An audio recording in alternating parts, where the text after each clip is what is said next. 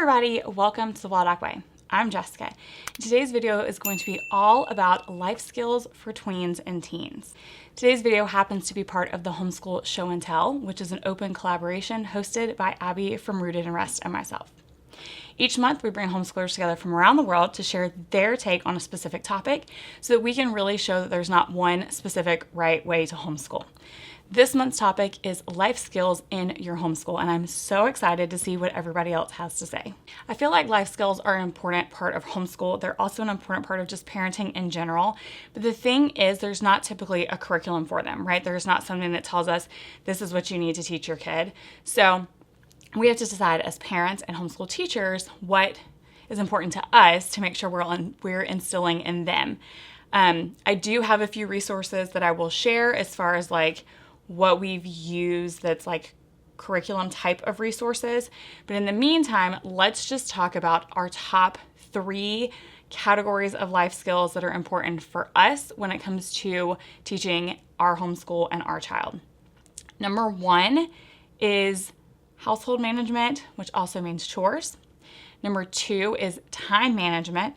And number 3 is financial literacy. Those are our top 3 life skills. Pretty much everything that we're focusing on is going to fall into one of those. The reason that we do that is because we want to make sure that Emily is responsible, independent, and can make good decisions for herself when she leaves our house. Household management or chores, Emily is responsible for a handful of things on a daily basis that we do not remind her for or nag her for. Like, she is responsible for them. We're not going to pick up the slack.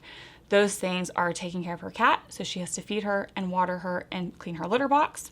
She is responsible for emptying the dishwasher. And then on a more long-term basis, she's responsible for keeping her room clean, doing her laundry, and keeping her bathroom tidy because she has her own bathroom. So she is responsible for those things, basically keeping her areas tidy and then taking care of her cat and her laundry. Those are non-negotiable. She also is required to do anything that's asked of her with, we say, a good attitude.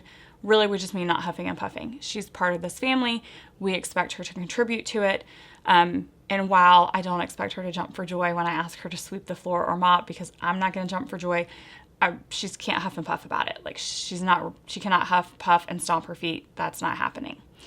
In return for those things, we have paid an allowance, I think, since she was probably about 5 years old. Our rule has always been you get paid weekly, however old you are, because obviously the older that she's gotten, the more we've expected from her. So she gets $12 a week if she does all of those things. If she huffs and puffs, she obviously loses money. That also goes towards the financial literacy because she is earning money and she can do with it whatever she wants. And so that's kind of where we have our household management. She does not have a chore chart. There's nothing like, if you do this, you earn this. It's just like, this is your job. This is what's expected of you, to keep your room clean, to keep your bathroom clean, to take care of your cat, to unload the dishes, to, do your laundry, to not backtalk when I ask you to do a chore. If you do your job well, you get paid well. If you do your jobs poorly, you get paid poorly. That's just kind of the end of the discussion. It's not, if you do them, you get extra reward. These are your jobs. You get paid if you do them well. Time management. The biggest way that we help her with time management and help her be independent with time management is by giving her a to-do list. So at the beginning of the school year, I bought a whole bunch of these little notebooks. I let her decorate them. And each day I randomly write basically what's going on this day. This was back in the summer. So at the top, the non-negotiable, we have to do this, is her karate and what time she's got to be there. And then I have things as simple as get ready for the day, to her school that's required, and whatever chores, if there's anything extra that I want, not the bare minimum, but for example, this day, I wanted to make sure that she cleaned her toilet because it needed to be cleaned, not just a tidy. If it is on this list, I don't care when she does it. She can sleep till noon and do it after dinner. She can get up first thing in the morning and get it done so that she can have extra free time. As long as it gets done, that's all I personally care about. And the reason that we started doing this was to give her that independence and for her to start learning how to manage her own time.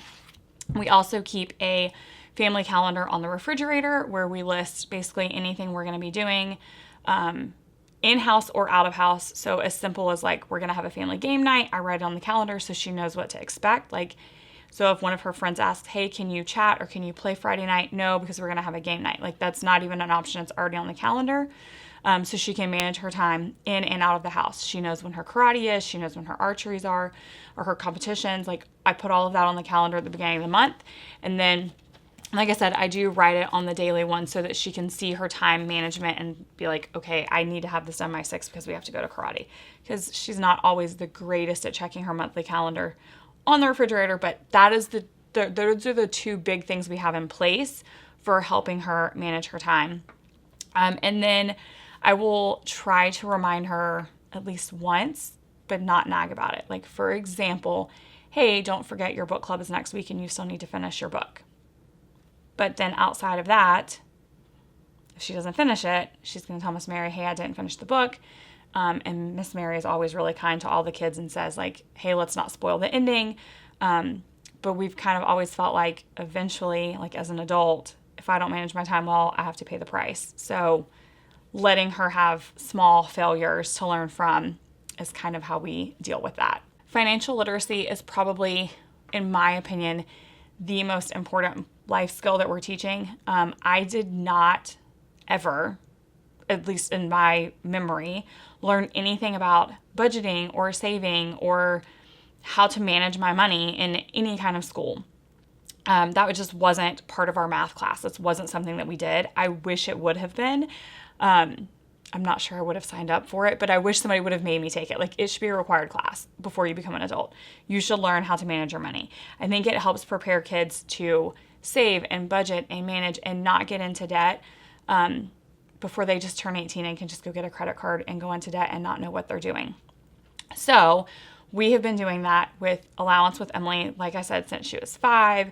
But even before that, when she gets like large sums of money, birthday money, we used to do an art show where she would sell her art and she would earn money from that. We require that she puts 50% of that in a savings account, and then the other 50% she can do whatever she wants with. If it's a large sum, like obviously if somebody gives her $10, we're not going to take 5 from her. To teach her savings, her allowance is hers to do whatever she wants with. We do not, I mean, she'll ask sometimes, like, can I spend this? Or she'll ask our opinion, which thing do you like better? But we don't say no, which is probably why we have over 1,000 stuffies in this house and we don't need another one. But it's her money to do what she wants with. And if it's gone, it's gone. Like, there's been multiple times that we've told her, like, if you buy that, we're going on a trip next week. You're not going to have any money for the trip. And sure enough, she's had no money for the trip. Like, that's how life is. That's how it is for us. If I spend my money, I can't spend it the next week. There's not going to be anybody to give me any extra. So that's what we've done with her, is if you spend it, it's gone. You can't get any more. We've also been really big on like needs versus wants. These are things you need. And for the most part, mommy and daddy will cover your needs, like your actual essential needs.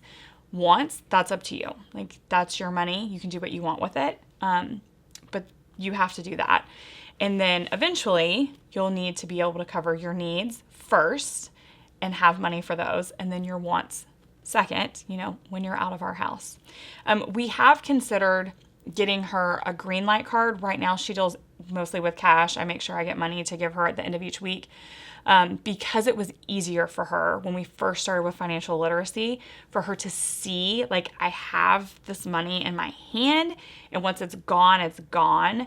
I think she's to the point now where she needs to move to a debit card so that she doesn't get to the point where, like, oh, I can just swipe until, it doesn't matter. So we're considering the green light card. I'm also considering a Venmo card. Those are the two that I'm kind of back and forth because I know the Venmo card is free for kids, but then the green light has some other benefits that I like.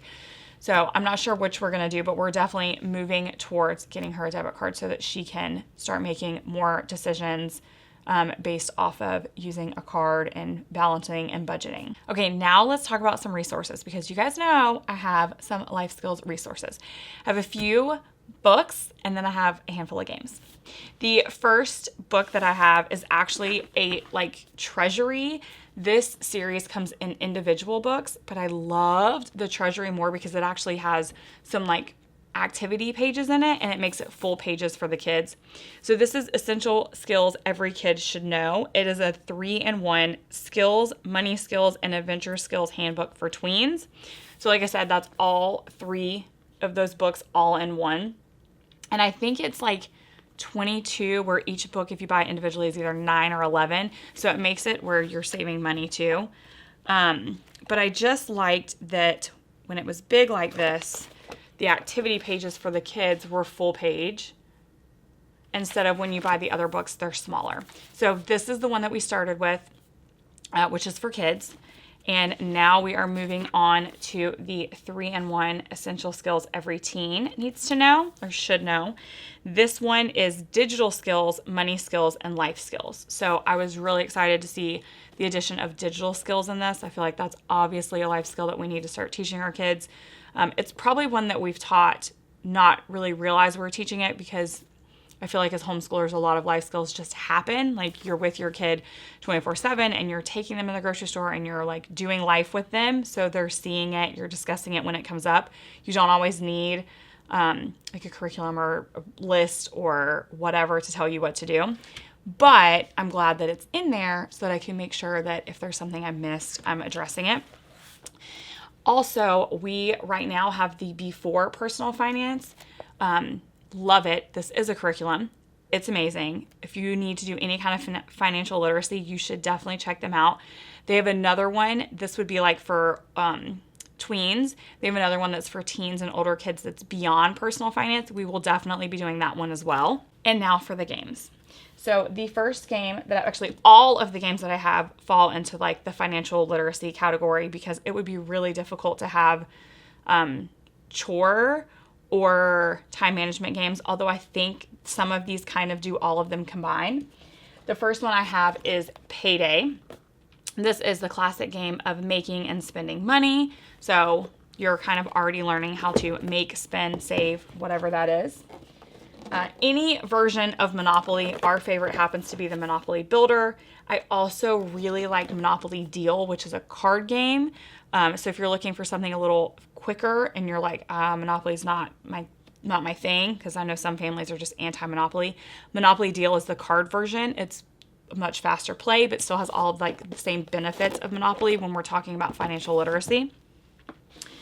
A new one to us that I'm really, really excited for is this one. It's called Upstart. It is a game of entrepreneurship. So you're basically growing your resources, launching new products, building a team. You are essentially becoming an entrepreneur and stepping into the world of business. I think this is going to be a lot of fun with a lot of lessons learned. A goodie and a classic, The Game of Life. I mean, you're literally taking adventures of life. I think this is a great way to practice life skills in game format.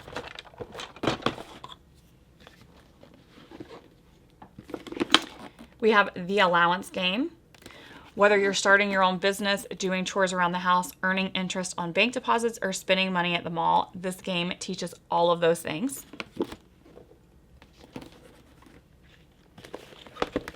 And then Buy It Right, which is a fantastic game that is mostly like a shopping game. So it teaches you things like coupons and deals and sales. And I think that is a great thing as well for kids to be familiar with, so that they know that they can find ways to make their money go further. Now, I would absolutely love it if you would share your favorite resources and tips for teaching life skills in your homeschool.